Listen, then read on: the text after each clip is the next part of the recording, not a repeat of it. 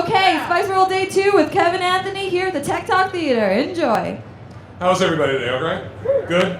Waking up, how was last night? Yeah, good. Adequate? Did they have alcohol? Yep. All right, that's all that matters. So what I'm going to talk to you today about, a lot of fancy, architecture here about the smart enterprise. But just a show of hands, from an NEC standpoint, most of you think about NEC, what do you think about? Monitors, okay? What's another one? NEC, what do you think about? What else? Maybe telephone handsets, those types of things? But were you aware that we're in the data center and have been in the data center for years? So we talk about the smart enterprise. What is the smart enterprise? So really we're talking about a lot of data growth, right? Everything produces data nowadays. I mean, whether it be your phones, whether it be a database, what have you. All these things produce data. A lot of regulatory issues too that you all deal with, whether it's HIPAA, whether it's Sarbanes-Oxley, you have to be able to protect that data, and you also have to be able to really do a number of things with data, whether it be data analytics, what have you.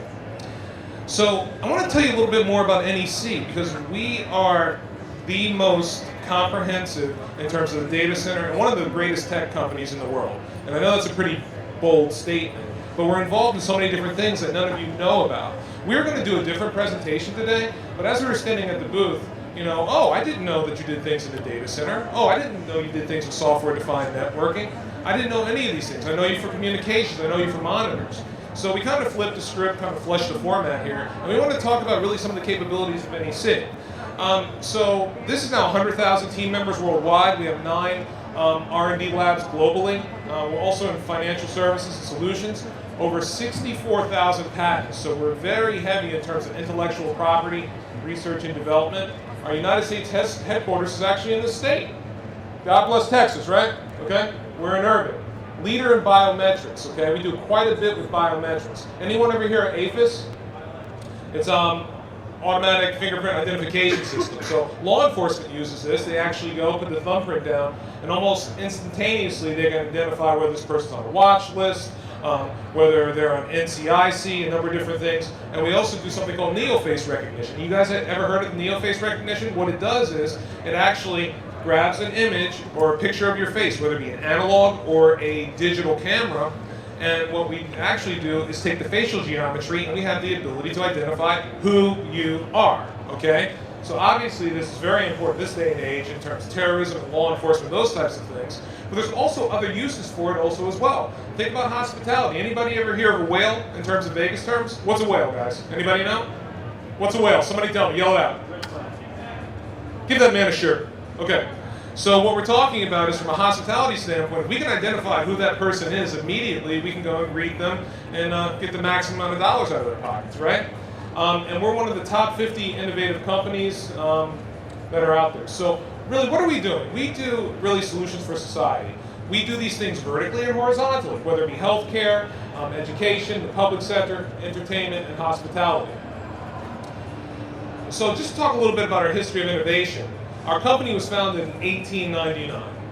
All right, everybody remember that? 1899. You know who that's older than? That's older than IBM, Hewlett-Packard, Cisco. Okay? We've been around for a while, all right? Number of innovations. Were you aware of that? We literally, we can actually go around the globe, circle the globe 5 times, okay, with submarine cable. This is actually enabling communications, okay? Our company was actually founded by establishing the first link between the West Coast and Asia Pac for communications, okay? So a lot of innovation there. So what are we talking about? Empowering your data center. So a quick question for you. When was NEC founded? What year? 1899. I don't have that many shirts, but yeah. He's close, guys, sorry. All right, there we go. Okay. So what are we talking about in terms of data center? So big broad term, right? Were you aware that we have servers, okay? 1U, 2U servers, Intel-based servers, okay? Fault-tolerant server, I'm going to spend a little bit of time talking about that. We also have applications also as well, really for business continuity and disaster recovery. We have software-defined networking. My colleague Sam, who's in the back, and he will be at the booth, which is right over there. I mean, what's the number of our booth? 7. Number 7, lucky number 7. Come by the booth. We're talking about software-defined networking. If you're not looking at software-defined networking, OpenFlow, if you're not aware of it, Take the time, Google it, take a look at it. This is the next thing, okay? Because we're talking about really hypervisor, or we're talking about virtualization for the network, okay? They've done it on servers, they've done it on storage. We have done it from a networking standpoint. Very important technology. Just very quickly, because I have a limited amount of time. You guys walk with me here. There was this company, right? These two guys came up with this company. They went to a company and they said, you know what? We could take all of your physical servers and we could put it on one server. You know what they said to those people? You're crazy. It'll never work. It even went so far so as to say, you know what? Application providers said, we're not going to work on that one server. We're not going to do that. It's a crazy idea. You're talking about virtualization for servers? You're going to take 7 or 8 servers and put them on one server? It's a crazy idea, right? On the cusp of it. You know what the name of that company is? It's VMware. So when I talk to you about virtualization and the next frontier, this is what we're talking about from software-defined networking standpoint. And we have storage also as well. Fiber channel, iSCSI storage, flash storage, what have you. So what are we talking about? Again, general purpose servers, 1U, 2U. Fault-tolerant server. This enables 5 nines high availability out of the box. It's completely agnostic to the application and to the operating system. We have enterprise server also as well. Any of you taking a look at things like SAP HANA? SAP HANA, resident in-memory database, you need quite a bit of horsepower, okay, in order to run those applications. Hadoop you might be dealing with. Also, it's a great consolidation move also as well. I mean, we eat our own dog food. We took 16 physical servers and were able to collapse them onto one CX. A lot of savings there. Also, really a central pain from a management standpoint and visibility. Storage that I talked about, networking, software-defined networking, and software high availability. So we have a complete IT solutions portfolio. Our partners are here, Iron Mountain. Anybody here Iron Mountain? Okay. So we actually offer disaster recovery and business continuity. Your businesses have the ability to back up to Iron Mountain. And we can do this as part of a cloud, whether you have a private cloud, hybrid cloud, what have you. We have the ability to back up. Any of you use Commvault? Any of you ever hear a company called Veeam?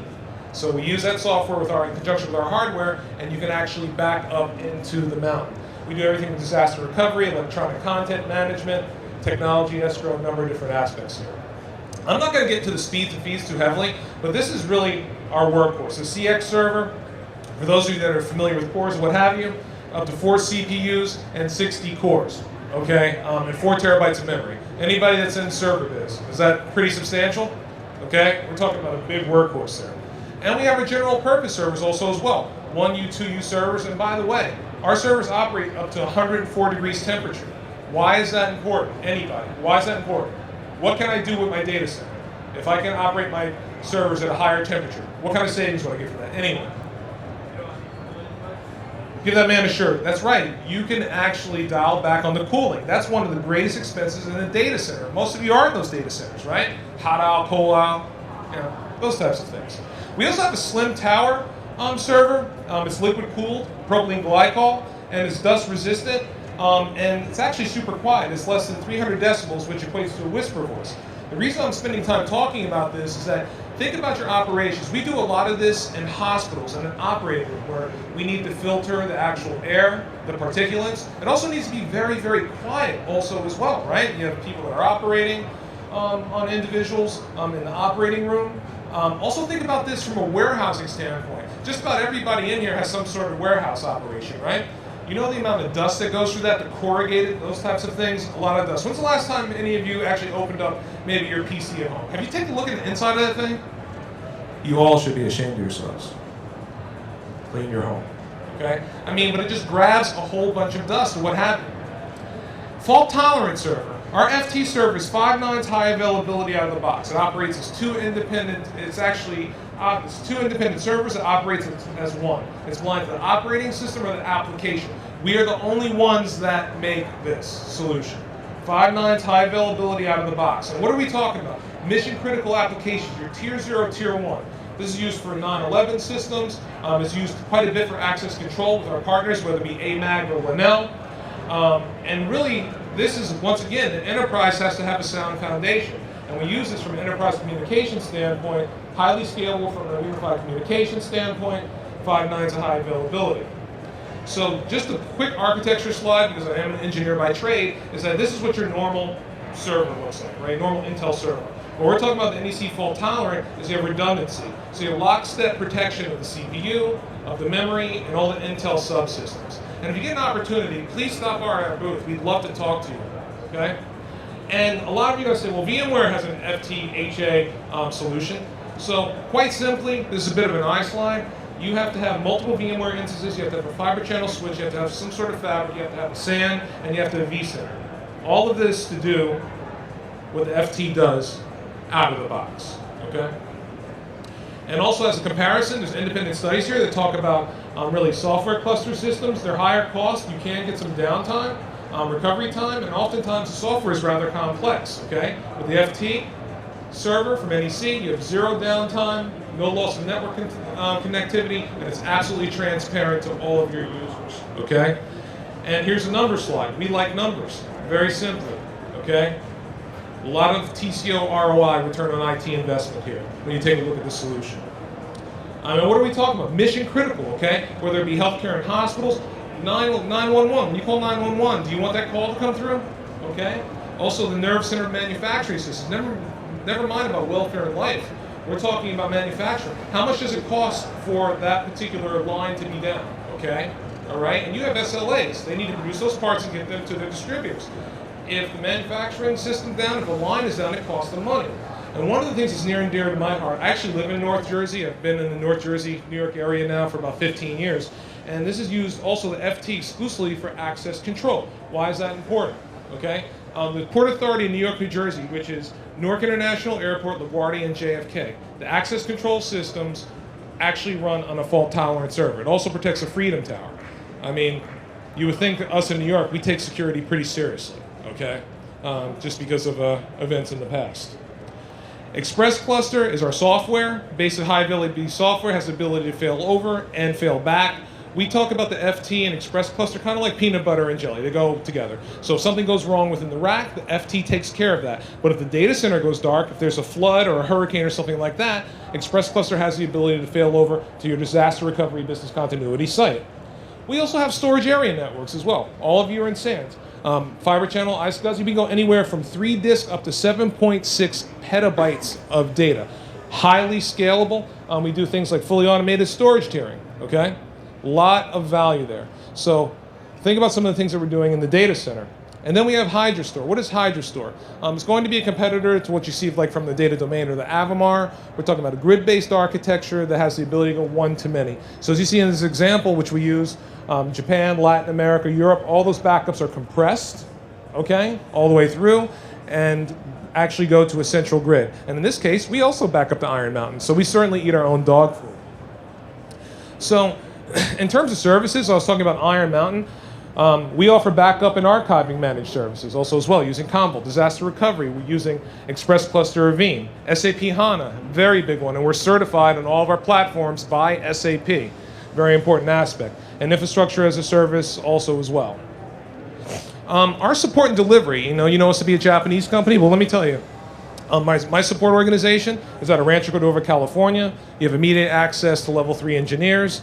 Also, our manufacturing is designed in Japan with guidance from us, what you folks need in the market. And we only use Intel through and through. So, software-defined networking. Sam, my colleague, gave a wonderful analogy. What is software-defined networking? Everybody knows what a Cisco switch looks like, correct? A Catalyst switch. So think about this. I'm going to drive from here to New York. In the past, what did I have to do? I took out a paper map, right? Took out that paper map. I said, I'm going to drive from Austin to New Jersey, let's say. I'd have to go and draw it out. So if there was a big traffic jam or congestion, or if there was a road washed out or a broken link somewhere along the line, what would I have to do? I'd have to take the map out and draw another course. If you take anything away from this, and the reason you want to look at software-defined networking is software-defined networking is the Garmin or GPS for the network. Software-defined networking understands the congestion without having to take another route, okay? It autonomously does these things, okay? If there's congestion, it has awareness of the beginning point and the end point. I admonish all of you, get an opportunity, have nothing to do tonight, Google OpenFlow. OpenFlow, okay? It is absolutely the next thing in networking, okay? A lot of transitions on this term, software-defined infrastructure. From the mainframe, obviously the internet era, all the way through, and everything is really being driven by software nowadays. And again, This was the paper map that you were using. So it's really given us a centralized view of the network. It's standards-based. Was actually developed at Stanford University. We're a part of the consortium in order to develop this technology. And we are the absolute leaders in this area. Some of the key advantages, and I'm not going to read this entire slide here, but really ease of operation, have a lot of advanced network security also as well. We actually teamed together with Dell on a number of things that we do here, because we teamed together with this along with SonicWall. Anybody been hearing about ransomware? What's going on? That basically are people reaching in, crypto locking servers and say, I want you to pay me X amount of money for me to unlock your server. We have the ability to shut this risk down, mitigate this risk, shut it down cold. And really an improved end user quality experience as well. A lot of industry praise around this as you look this up. Best of Interop for 2012. Really quite a bit of accolades for NEC from an open flow, programmable flow standpoint. Please take a look at this. It's a key piece of technology that will eventually be in your data centers, okay? And we are the leader in deployments at this point, whether it be public, enterprise, or the carrier market. And what we're talking about is really faster deployment. How long does it take you to set up a network? Traditional network, implementation meetings, network configuration, creating the configuration files, and then configuring the devices. We're talking about 12 days versus 1.5 days, okay? And this is based on real customer feedback, real customer studies. We have a controller. All the network instructions actually are on a centralized server, okay? And the switches really don't have any intelligence whatsoever, okay? So you can actually, the switches become a commodity standpoint. This does not make the people at Cisco very happy, okay? So something for you to think about. We have also a unified communication solution that works together with software-defined networking also as well. So again, we are more than just monitors and handsets, okay? We are in the data center. We have been in the data center for a very long time, okay? So any questions, any comments at this point? Well, I truly appreciate your time. Thank you very much for your attention. And please, please stop by. We're bored over there, okay? Please stop by and see us. I'd love to talk to you about a number of solutions that we have. Just remember one thing, NEC is in the data center. We are more than just monitors and those handsets. We're probably one of the greatest technology companies that are out there today. Appreciate your time. Thank you for your attention. All right, make some noise for Kevin Anthony Davis from NEC. Earlier when you guys first came in, you got scanned a couple of times. The second scan by NEC was actually for a contest that they're running.